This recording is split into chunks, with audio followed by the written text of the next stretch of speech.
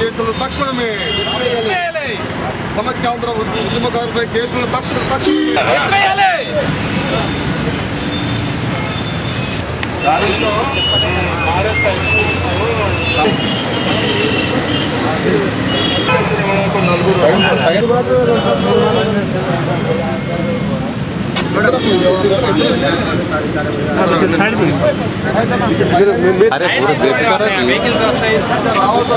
Time తీసుకుందాం.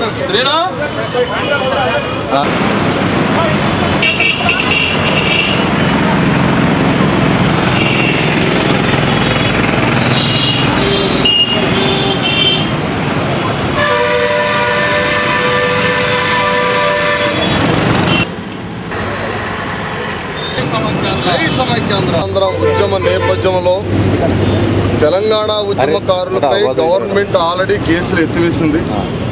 కానీ సమైక్యాంధ్ర ఉద్యమంలో మాత్రం ఇంతవరకు కూడా బైండ్ ఓవర్ కేసులు నడుస్తూనే ఉన్నాయి, అరెస్టులు జరుగుతున్నాయి, ముందస్తు అరెస్టులు కూడా చేస్తున్నారు. అందుచేతనే విద్యార్థులు, ఉద్యోగులు, మహిళలు, నాయకులపై 15,000కు పైగా కేసులు అప్పటికే రాష్ట్ర ప్రభుత్వం పెట్టడం జరిగింది.